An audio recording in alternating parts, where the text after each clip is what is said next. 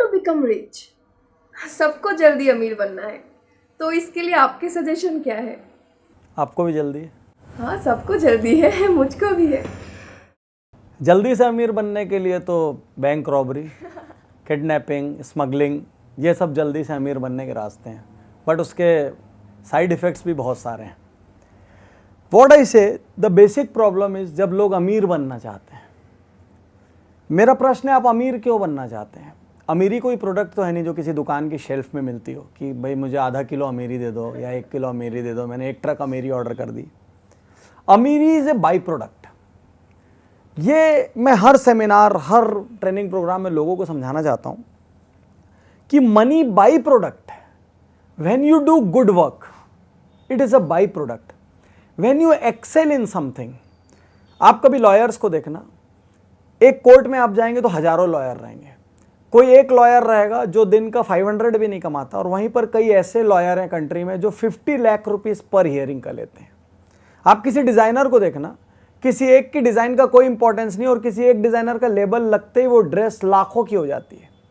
कोई एक डॉक्टर उसी सर्जरी का 10,000 चार्ज करता है, कोई दूसरा डॉक्टर उसी सर्जरी का लाखों चार्ज करता है। कैसे? सिर्फ इसलिए क्योंकि वो उसमें एक्सीलेंट है। So when you excel in something, money comes as a by product. आप कोई भी इंडस्ट्री को बाई प्रोडक्ट के लिए नहीं लगाते हो, आप मेन प्रोडक्ट के लिए लगाते हो। उससे जो बाई प्रोडक्ट होता है वो एक अलग बात है, लेकिन मुझे लगता है लोग अमेरी के बाई प्रोडक्ट के लिए काम करते हैं आजकल। उनको हर चीज में इसमें मुझे पैसा कैसे आएगा, इसमें मैं कैसे जल्दी से कमा लूं, इसके लिए वो ठगने के लिए तैयार हैं, अपनी इंटेग्रिटी खोने के लिए तैयार हैं, अपनी बातों से पीछे हटने के लिए तैयार हैं, ऑनेस्टी खोने के लिए तैयार हैं, सब कुछ खोने के लिए तैयार हैं। मैं उनसे एक ही चीज कहता हूं, आप कुछ मत खोइए, आप जो काम कर रहे हैं उसके सुपर स्पेशलिस्ट हो जाइए। ऐसे हो जाइए कि किसी को भी जब ट्रबल शूटिंग करना पड़े तो वो आपके पास आए, किसी के हाथ से जब कोई चीज खराब हो जाए तो आपको ढूंढे। शहर में कोई आगे पूछे कि टॉप 3 कौन है तो उसमें आपका नाम आए। बहुत बड़ा शहर है तो टॉप 10 कौन है उसमें आपका नाम आए।